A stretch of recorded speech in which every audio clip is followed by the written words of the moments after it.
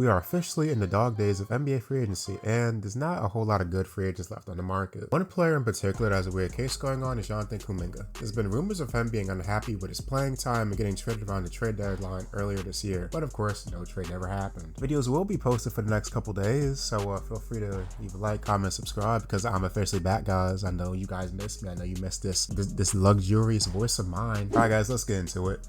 In Golden State's last 4 games of the playoffs, he did go out and hoop solely because he had the green light when Steph went down with that hamstring injury. As of right now, he wants $30 million, which is insane because last time I checked, Kuminga cannot shoot. I mean, just look at the shot chart, bro. And I'll admit it, I do not watch a whole lot of Golden State games, mainly because they're mid and they're old. Now, the fit of Kuminga on Golden State is a very iffy fit because he does not shoot threes, and Golden State as a team love shooting 3-pointers, bro. That's literally how they won their championships a couple years ago. So yeah, this whole situation puts both sides in a pickle.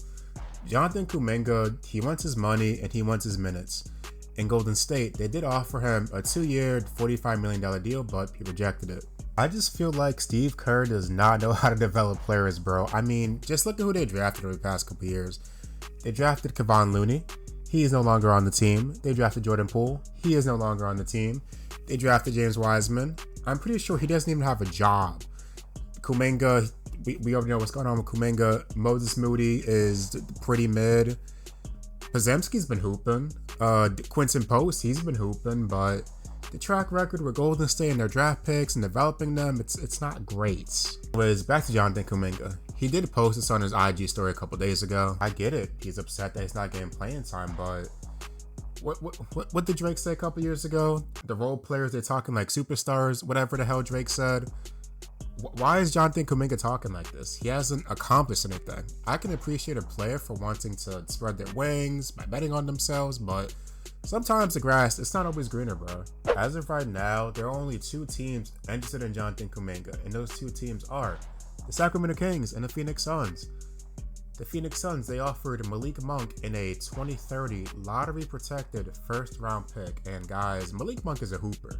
He could play backup PG on Golden State, but they rejected that trade. And they also rejected the offer from the Phoenix Suns. The Suns offered Royce O'Neal, Nick Richards, and 4 second-round picks. Now, the Warriors, I don't know what the hell they're smoking, but their center rotation is god-awful. It's Quinton Post and Trace Jackson Davis, who sort of fell out of the rotation. Now, last time I checked, Nick Richards is a better center than both of those guys that I just listed. What the hell are they doing? Now, Royce O'Neal was pretty mid, but Nick Richards and 4 second-round picks, that's not too shabby.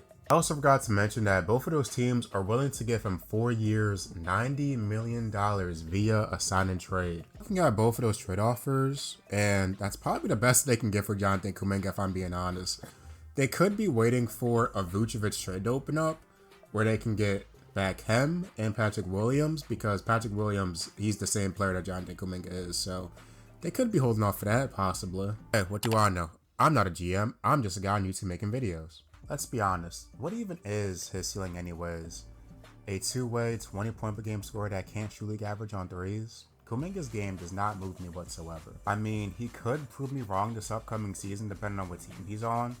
The Kings fit is pretty nasty because DeMar DeRozan and Zach LaVine are still employed on that team. Don't get me wrong, both of those guys can still put the ball in the basket, but where would Kuminga fit in that lineup? Now, when it comes to the Phoenix Suns, I like that fit way better due to the fact that they have Jalen Green and D-Book in your backcourt with Dillon Brooks at 3 and Mark Williams at center. How tall is Kuminga anyway? 6'6", 6'7". To reiterate, the Warriors as a team, they are very mid and old.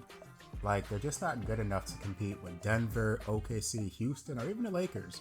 They need to make up their mind to Kuminga, or else they'll end up getting back no assets at all. I did just get a notification on my phone that they do plan to keep him, but man, I don't believe it. That's smoke. And where there's smoke, there's a fire. If you enjoyed the video, like, comment, subscribe, and I'm up out of here.